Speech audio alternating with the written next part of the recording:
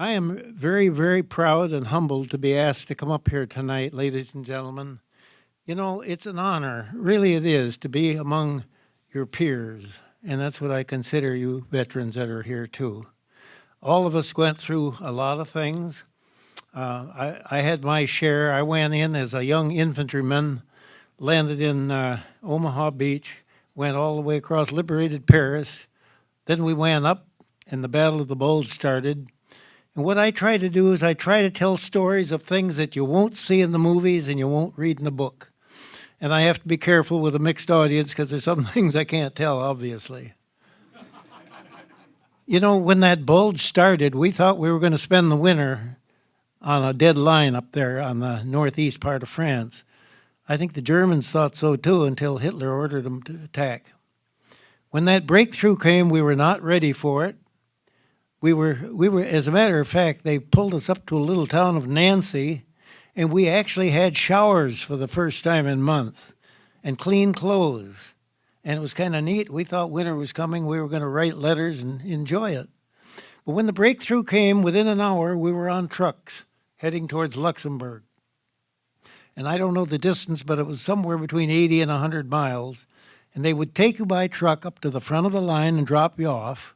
And then the trucks would go back and pick the guys up in the back. And then you'd walk in the meantime. And that's how we got up there. We got up there in the evening, 2 feet of snow where they dumped us off in the woods. And it was about 20 degrees. They were having the coldest winter in the history of the Ardennes Forest, if you go back and check it. And as I told a while ago to some of the guys, we were so cold, we didn't know what to do. Because remember, they didn't have time to issue us warm clothing. They gave me an overcoat and a pair of gloves, and we still had our little thin summer socks. We had nothing to protect our ears, and it was cold. So the first thing we did was throw away our gas masks and put our feet in the bag they came in. Everybody did that to try to get some warmth. The war started for us up there. The next day we were shelled and we were in it. The program is wrong. I said I was in the 3rd Infantry. I was in Patton's 3rd Army. I was in the 26th Infantry Division.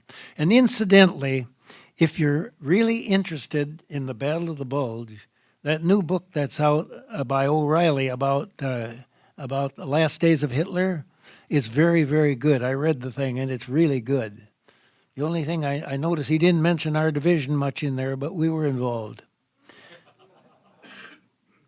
When you get in a combat condition like that, you don't have time to think. You don't have time to get warm. You freeze.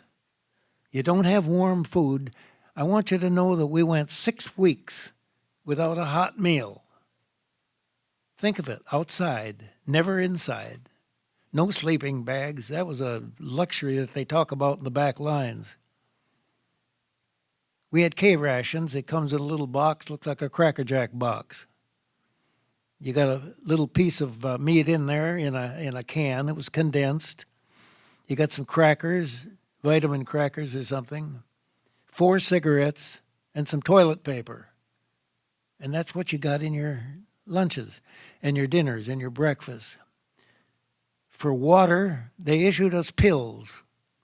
We took melted snow and put them in there, and then you put this pill in there, and it's supposed to neutralize anything in there and make the water drinkable. And that's what you had. And you froze. And you tried to get warm feet. We took our shoes off one time to try to warm our feet up over a candle that one of the guys found.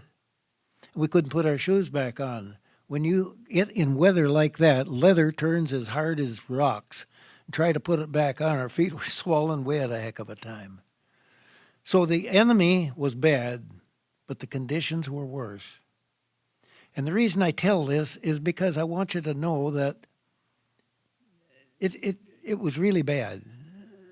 It was really bad. You know, when you're out in the cold like that long, you're shot at, you're shooting at people, you're cold, you're hungry, you're scared, you don't dare move, you're tired, you're hungry, sometimes you're feeling sorry for yourself, and you still got to keep that weapon operable so that you can shoot back. And then I'm going to tell you one thing that I I can tell you this. Almost all of us got diarrhea in a foxhole. Now that sounds funny, but it isn't. Oh my God, that was terrible. With everything else going on, can you imagine? But we lived through all of that. We knew we had to kick those Germans because if we didn't, they were going to break through and win that war. And we could not allow it, and you know that. General Patton came up to us one day, and he's a very egotistical man. He stood 10 feet away from me and stood sideways to show off his pearl-handled pistol that he was so proud of. And he took away our shovels that day so we couldn't dig in. He said, "You're not going to stop long enough to dig in. We're going on the attack in the morning." So we did, went on the attack. We got the worst shelling of the war. We lost 57 men killed in that shelling that afternoon in about an hour and a half. It was terrible. We couldn't scrape a hole to lay in. You had to just lay there and hope you didn't get hit. That's where I lost my hearing. A shell went off. It seemed like it was right up here, and I haven't heard really good since. But most of them were butchered. I had guys that were next to me just butchered, completely butchered. Their bodies opened up, just tore apart. One of them laid there, and as I went by him, he said, "Kovar, please shoot me." Could you have? I couldn't either. And the medics came and got him, but he was dead. 57 of them died that way, just in one afternoon because of one stupid mistake. That's why none of us really liked Patton. I wish he was there now because he's the kind of guy that we need to lead our forces, but we didn't have him then. As we went on, we fought the Germans who had white clothing and we didn't.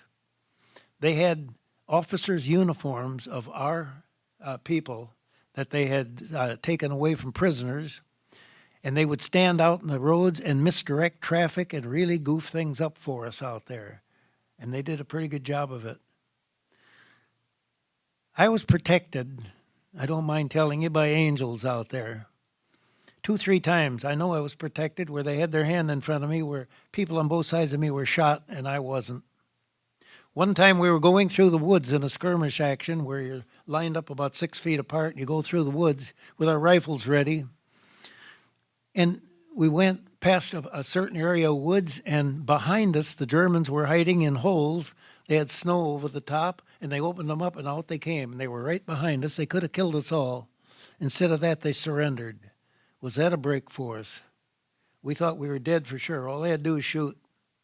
They wanted to quit too. They didn't like war either. This thing went on for a long time.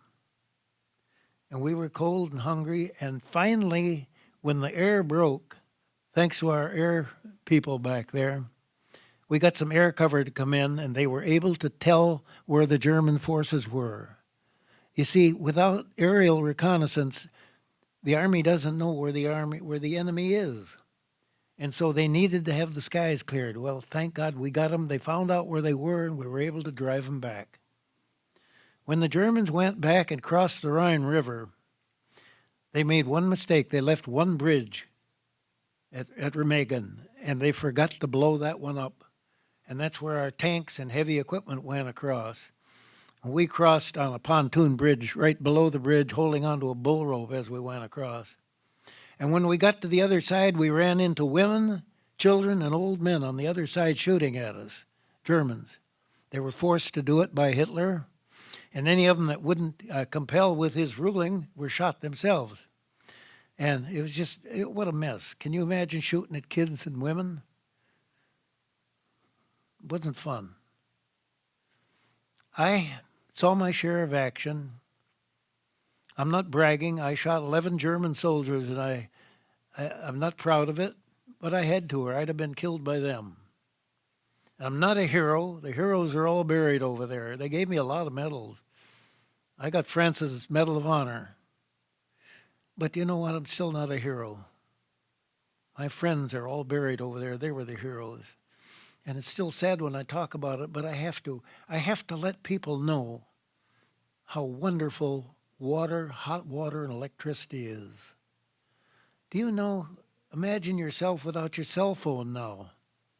Look at how life would change and go back 20 years. Think what it's like without hot water and electricity. Just imagine. It's no fun. It's terrible. And a lot of us during the Depression, when we grew up, had that. If our mothers had 15 cents to buy ice, then we had an ice box that would keep your milk warm for one day. Otherwise, it'd spoil if you didn't drink it. Be thankful for everything that you've got.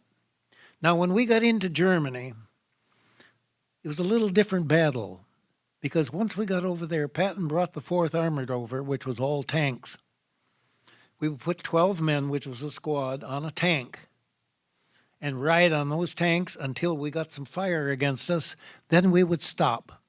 We would jump off the tank, sit down behind them. The tanks would line up, put their guns down, and level everything you could see for miles. And they didn't worry about civilian casualties because they killed German soldiers, and it saved our lives, and that's what counted. Then we'd get back on the tanks and go again. We captured a lot of Germans. We had a lot of fighting there, a lot of infighting. I walked into an 88, which is a 3.5-inch gun. That was the Germans' main gun, 88 millimeters. I walked into one, and a shell burst came right over my head. I hit the ground. The kid next to me, his name was Murphy, and he was a replacement, and I remember because he was so scared he was holding on to my arm. And we hit the ground together. The shell went off above us. It hit me in the hand. I got a piece. It's still in there.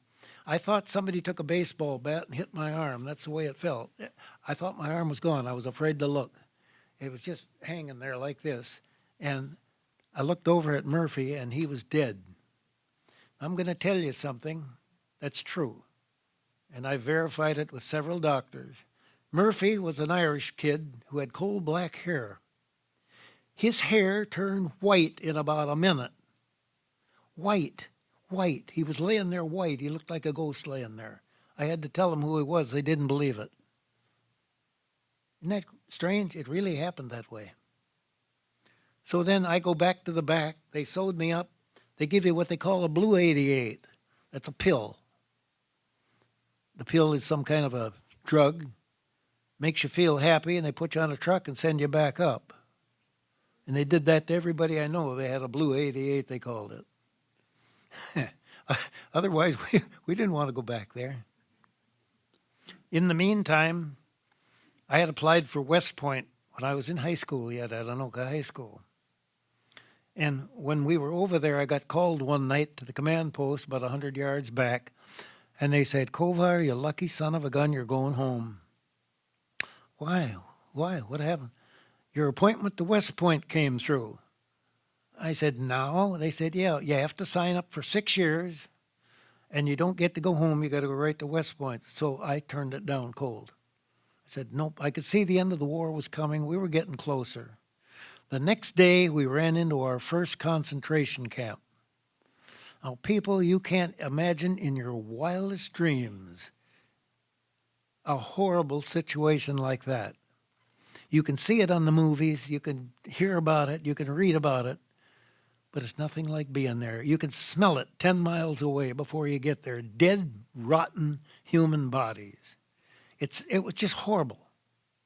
And when we got there, the big wire fences in front, we had to have torn down by a couple of tanks. They lined up and drove right through it, knocked it down, and in we went. Well, the guards had all run out the back door when they saw us coming. They mingled in with the German population, and they all put on civilian clothes, so nobody knew who they were. They all denied it later. And the first thing we saw were sticks with heads on them. Now, there's all these sticks with heads on them, and then we saw they were moving, and as we got closer, we could see they were alive. They were human beings that were naked and starved right down to, they looked like poles like this with a head on them. And that's what they had done with these people. They just starved them to death. And that was one of those camps where they didn't gas them, they starved them to death. It was horrible. The next camp we went to was even worse. There was a pile of bodies there. If you can just verify this in your mind, a football field with bodies piled about 30 feet high on it, like a big loaf of bread. Thousands and thousands of naked, skinny, discrepit, beat up, crushed bodies, just all like this. Just unbelievable. You can't believe it. It doesn't even look real. That's where Eisenhower came along. That quote in the paper here is not quite right. I was there when he said it. He said something like this. He said, I want the camera crews to record this because 50 years from now, people won't believe what we saw. And how true he was. Look at that jerk from Iran who denies that there was a Holocaust. They take him one of those camps and rub his face in it.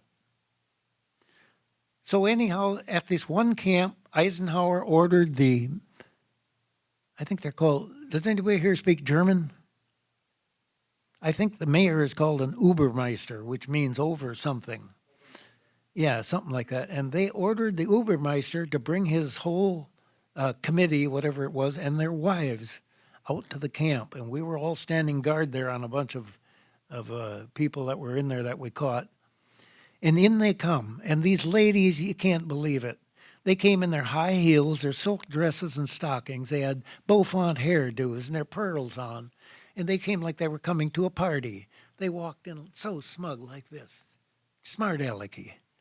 Eisenhower made them take those bodies on that pile one at a time and drag them naked over to a big pit that they had dug and put them in there and bury them.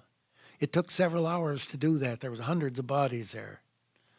And that did our hearts good just to see that. And boy, I'll tell you, it sure broke them down. He talked to them later and they all claimed they didn't know anything about it. But like I say, the smell was so terrible. There is no way that nobody didn't know. You had to know. So then as we go across Germany, the Germans were fighting harder then. They knew they were in their homeland. They knew that things were up. And fighting for a while got more intense than it had been for a long time, as they kind of put up like a last-ditch battle. As we got closer to Austria, we finally met the Russians over there. And you talk about people that are funny. The average Russian soldier had an IQ of maybe 5. I'm serious. I'm serious. It was just a joke. If they weren't dancing or singing or drinking or just being goofy. I had accumulated a Jeep as we got near the end. Don't ask me where I got it. All they said is, all they told us when we joined the infantry is, we're not going to tell you to steal anything, but a good soldier is never without equipment. Anyway, I had a Jeep. I had 2 Russian soldiers come up to me, and they said, we'd like to buy your Jeep. They spoke English. And I said, well, it's not for sale. I didn't want a bunch of Russian paper. They said, no, we have American dollars. Well, I said, that's different. How many have you got? 500. $500? That's more money than God, you know. $500, I was making $15 a month. So I sold him the Jeep. Now,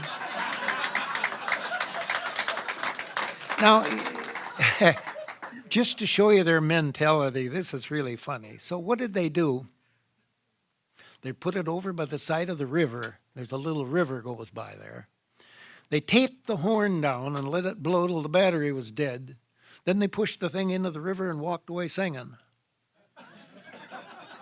I swear. Isn't that neat? I'll tell you another funny. There's a few funny things happen. When we were in the Battle of the Bulge, one night, there was a fruit cellar out in the middle of a field, or a storm cellar, I don't know which. And we happened to find it, and 4 of us went down in there, and we thought, oh my gosh, this is heaven. We're out of that wind and cold. And the guys all lit cigarettes. Well, I didn't smoke. But I asked them, is that helping? Yeah, that helped. Well, give me one then. So somebody gave me a cigarette, and I lit it. And it was just terrible. Does anybody here remember a Raleigh cigarette? All right, Raleigh's had a cork tip. I lit the wrong end.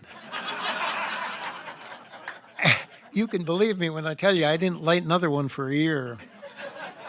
I'll tell you another funny one. When we young guys were put in this infantry division, I was one of the youngest. There was 6 or 8 of us young kids, 18, 19 years old, were thrown in with these veterans, and it was the National Guard of Boston. And when I say it was made up of all the drunks in town, I mean it. These guys, that's all they did is drink, and they would party, and they treated us kids like kids. like dirt. So one day they put a boxing ring up in the middle of the field, and they said, we're going to teach these young guys a lesson. Each one of you has to spend 1 minute in the ring with Benny Violet. Now, Benny Violet was a young semi-pro boxer from Brooklyn. And he's one of those, you've seen him on TV. They set the ring up, and the guy would pound on a pail, and the guy would go with the boxing gloves, and Benny'd kick the heck out of him, and then the next guy. Finally, it was my turn. And I told him, I'm not going to fight him. Oh, you can imagine the accolades I got. I was called every kind of a yellow, you know what. So finally I said, all right, put the gloves on, I'll fight the guy. They put the gloves on me, and I noticed he's over on the other side of the ring going through his mat, jumping around and dancing and going, how they do this, They hit the pail, and he comes across, he's going to kill me. He throws a roundhouse haymaker, and I ducked, and I put one in his belly right about up to here. And I hit him 5 or 6 more times as I knocked him through the ropes, and his friends caught him. See, I forgot to tell him. Back in 1939 and 40, in St. Paul here, we had Golden Glove boxing. I was a state champion for 2 years.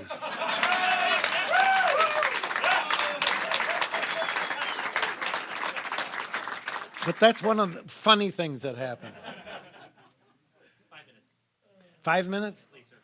Okay, when the war ended, we met the Russians over there. Then we were sent over to Czechoslovakia. Each one of us was given a house to live in with the family. And I'm of Czech descent. My grandparents came from there. So I was treated like I owned the place. Every morning I had kolaches and fresh milk by my bed and everything. And I couldn't speak a word of the language, only the swear words that I was called as a kid. But that's the way it went. And then I was short 1 point. You had to have 70 points to come home. I had 69. So they shipped us to the Riviera in France, and I spent 6 months playing cribbage with the kids from Philadelphia. And that's all we did. And finally our boat came New Year's Eve. We shipped out on Christmas Eve, and New Year's Eve we landed in Virginia Beach. The boat landed. We got out and kissed the ground. We were home. Home. Oh, what a blessed time, people. How you miss it when you don't have it, especially when you're young. Remember, we gave up our youth. Your youth is between 18 and 21. That's where you have your college years. That's where you meet your future wife or husband usually. That's where you have your affairs. That's where you grow up. Well, you know what I mean. And we lost that. When we came out of there, we were men. When I came out of there, I was tough. I could kill. I didn't want to, and I didn't. I adjusted my attitude real fast, but that's the way it was. And we went to school, we learned. Our generation learned, some of us. My generation in Anoka, I got to tell you something that's true. I knew everybody in town. I was the president of the golf club. I had a big business in Anoka. And we all partied all the time.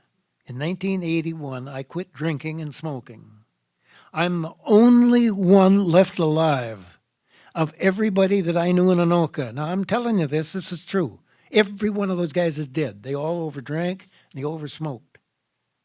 So watch your habits. It makes a difference. Be thankful for what you have. I am. Thanks. Thanks for the opportunity to be here. I love you all.